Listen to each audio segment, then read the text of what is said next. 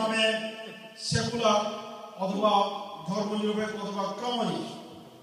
বাংলাদেশের স্বাধীনতা সার্বভৌমত্বের জন্য গ্যারান্টি সেকুলারিজম হবে না ইসলাম হবে?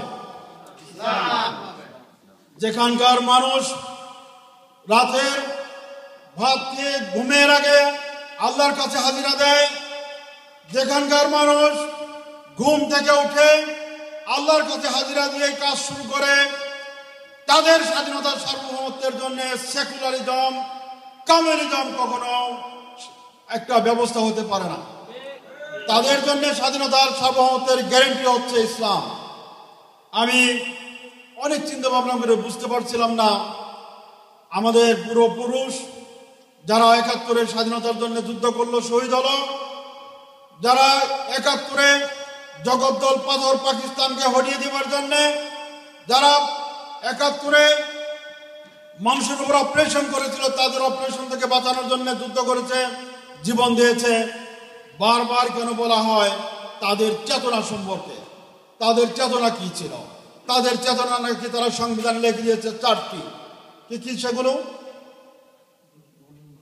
গণতন্ত্র, সমাজতন্ত্র, ধর্মনিরপেক্ষতাবাদ, জাতীয়তাবাদ। এই ৪টি বাদের ভিত্তিতে তারা নাকি ৭১-এর মুক্তিযুদ্ধের চেতনা গ্রহণ করেছিল। আর ৭১-এর মুক্তিযুদ্ধের চেতনার পর ৭৫-এর আরেকটি মুক্তিযুদ্ধ হয়েছিল। সেই মুক্তিযুদ্ধের মধ্য দিয়ে আমাদের বাংলাদেশ থেকে ২টি চেতনাকে চিরতরে বিদায় করে দেবার কথা ছিল। সেই ২টি চেতনা কি? ধর্মনিরপেক্ষতাবাদ, সমাজতন্ত্র। কারণ সমাজতন্ত্র itself buried in where it was born, যেখানে সেটার জন্ম হয়েছিল সেখানে সেটার কবর দেওয়া হয়েছে, সেটা হলো রাশা।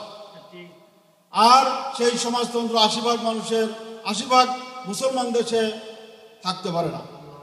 এই জন্যে ওই ৭৫-এর ১৫ই আগস্টের মধ্য দিয়ে বাকশাল শেষ হয়েছিল, সমাজতন্ত্র শেষ হয়েছিল, ধর্ম নিরপেক্ষতাবাদ শেষ হয়েছিল। আর ২টি চেতনা সেখানে প্রতিষ্ঠিত হয়েছে। ২টি চেতনার ভিত্তিতে গত ৪০ বছর দেশ পরিচালিত হয়েছে। সেই ২টি চেতনা হচ্ছে কি? ইসলাম, ধর্মনিরপেক্ষতা নয়, ইসলাম এবং জাতীয়তাবাদ।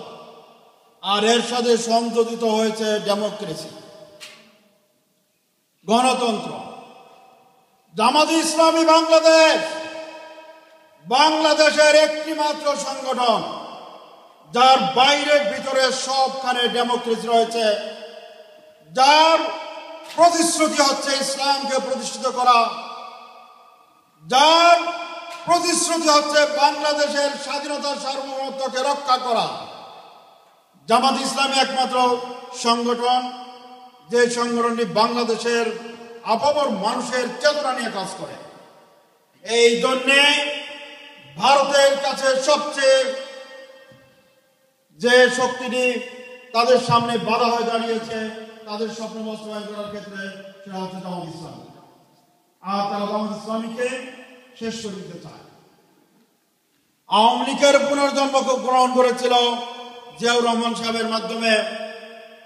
উনি পুনর্জন্ম দিয়ে আওয়ামী লীগকে বলেছিল ওই সমাজতন্ত্র এবং ধর্মনিরপেক্ষতাবাদ বাদ দেন। তারা কিন্তু বাদ দিয়েছে তাদের সংবিধান থেকে। তারা আবার ভারতের প্রেসারে তাদের সংবিধানে এগুলো সংশোধন করে কমিউনিস্টগুলোকে তারা ক্ষমতা নিয়ে আসার চেষ্টা করছে।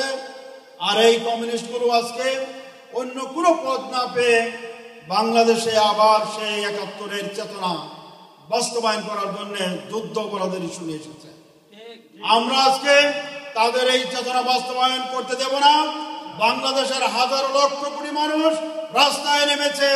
আমরা এই লক্ষ কোটি মাইল দূরে থেকেও তাদের সাথে আছি, এই কথা জানানোর জন্যই আজকের এই প্রতিবাদ সমাবেশ। সম্মানিত ভাইরা, নামাজের টাইম হয়ে গেছে। আমার কিছু কথা